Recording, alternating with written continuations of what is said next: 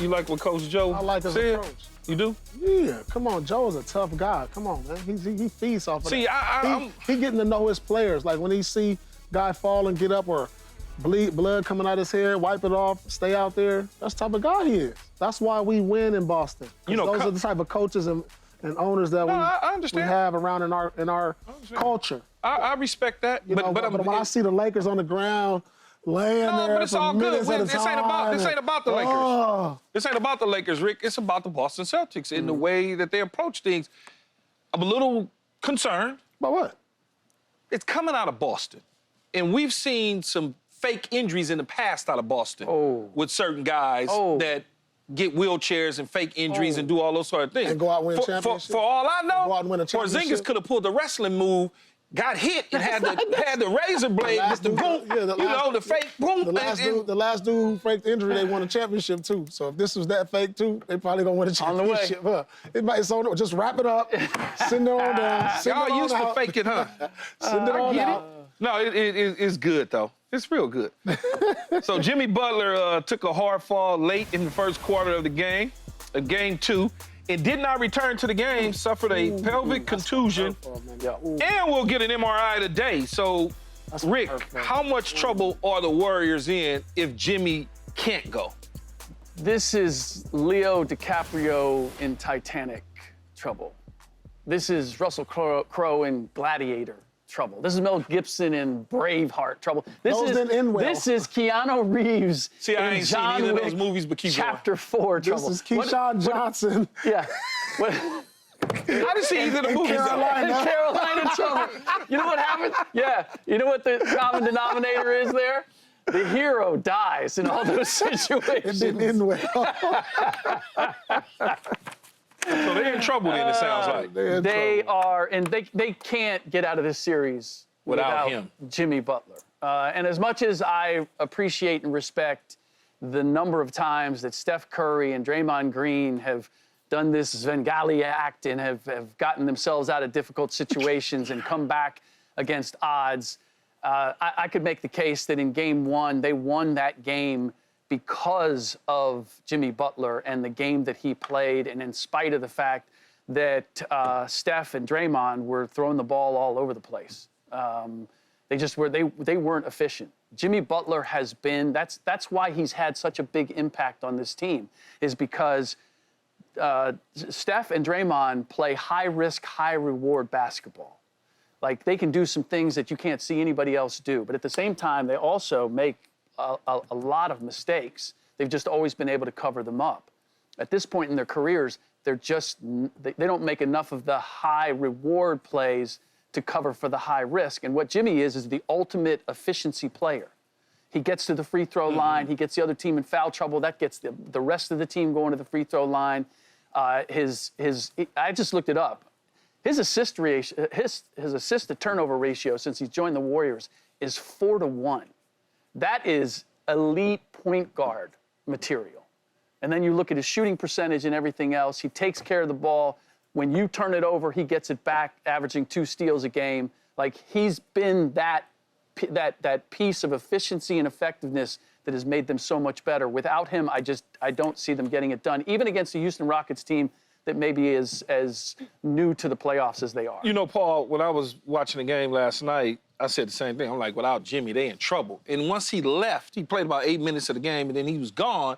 Things just kind of changed all the way around, even to the point where I felt like Draymond started to play out of control, doing things that he hadn't been doing in the past with Jimmy on the floor, right?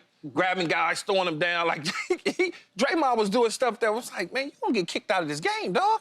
But I attribute that to Jimmy not being in the game, that he tried to do too much and was too active when he didn't need to be. Yeah, I say this every year, that injuries alter the course of history each and every year. It's true. And with the Golden State Warriors, they didn't have a lot of room for error. You know, I said they can be a championship caliber team, but only if they're healthy. And when you have championship teams who have room for error that can withstand those type of injuries, like the Boston Celtics we saw last night without Tatum, if Jimmy does come back, and if Jimmy comes back less than 100%, that's still not great because you'll be playing with an injury and to say, hey, if we're trying to get to an NBA Finals, this is going to be a 2-month thing of where I'm not going to fully heal. I'm not sure he can get through that. So I do believe that the window is closed on the Warriors, even if he comes back, because he won't be 100%. And just, it's devastating because So thing is, last night, so tonight off, tomorrow off, so you get 2 days, right? I mean, Saturday. They play late Saturday is their next game. the thing is, Jimmy Butler's tough. And we know if he could have came back in that game, he's coming back. That's Yes, Jimmy 100%. Butler. 100%. No, yeah, Jimmy, I'm just- So for the Jimmy- simple fact that yeah. they said MRI, which means it's worse than Well, you we got to thought. look at it, though, You right? got to look at it. But like Jimmy is the type of guy I could, just watching him over the years, that like, I don't need no MRI, I'm good. You know what I'm saying? How many times they thought you needed an X-ray or something, fall. or you did something and you'd be like, no, I'm good. Yeah. But for the simple fact that they're saying MRI, that's a cause for concern because if he has to miss time, we know it's over. And like I said, even if he comes back, he won't be 100%. I know that fall. I've had that injury before. That's gonna take a couple weeks. How much time did you miss? I didn't miss no time, but I know it's a 2-week thing before you even get back to feeling like your natural self. You know what I'm saying? It slows you down. And at this stage in the playoffs, Sore. it's going to be sore for quite a minute. And he may play through it, but he won't be the Jimmy Butler Yeah. that they need to get him deep into the playoffs. They can afford to not have him for Game 3. They can afford to give back home court advantage. But if it's anything more than that, and if he's not close to 100%, I'm with Paul. I don't see a way in which they get it done. Nikola Jokic could win his 4th MVP this season, and his Denver teammate Christian Brown said, Joker, quote, probably is the smartest player that ever played. Now, the NBA has had a lot of great, as they like to say, basketball, high IQ guys, Paul. Is Joker the smartest player to ever play in the NBA? I mean, that's easy to say when you're his teammates, when you're playing against a guy playing with a guy that you won a championship with, playing with a guy that you see up put historical numbers.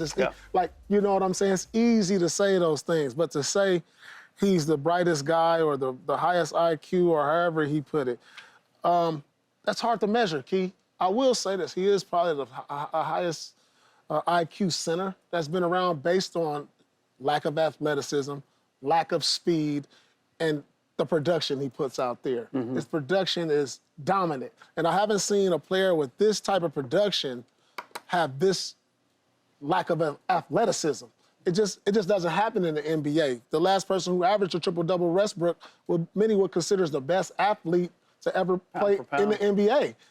People who say LeBron is the best athlete, it's insane. So I can see where Brown is coming from, but there's a number of guys that's tough to measure.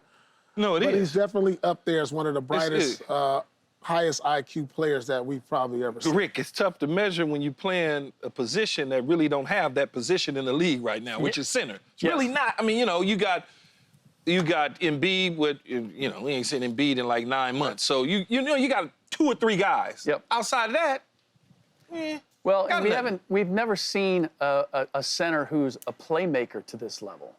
So well, that's the partly guys- because the league has changed.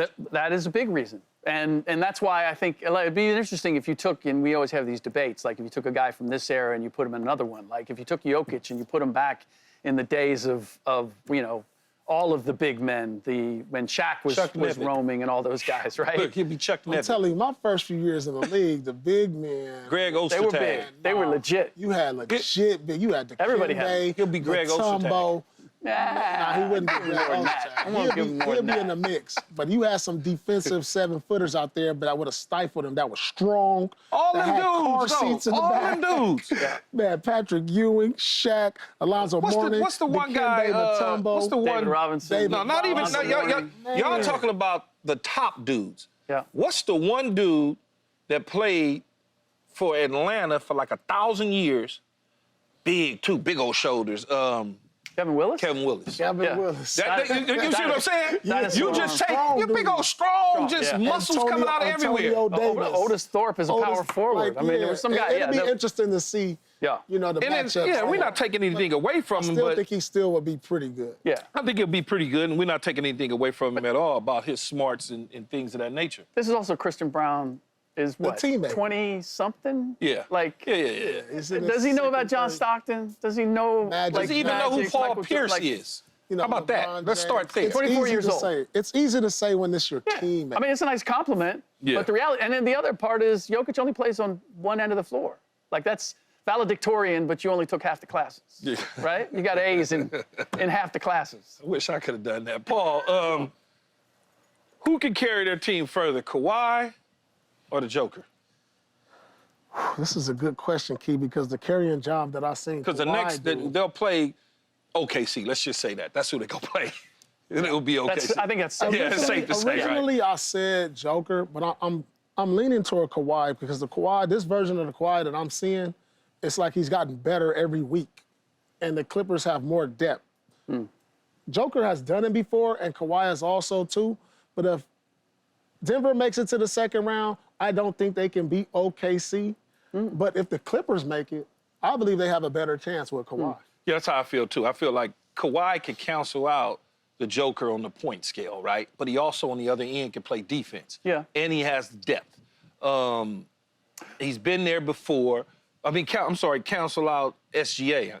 He can cancel him out from the scoring standpoint, and he can play the other end of the floor.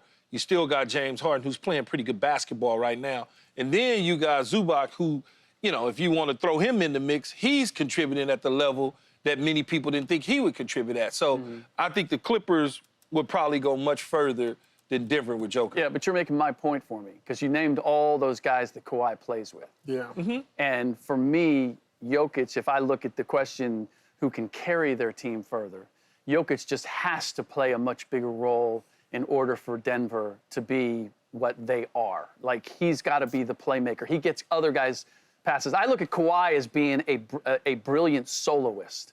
He, scoring-wise, can get everything on his own. Defensively, he can lock up on his own.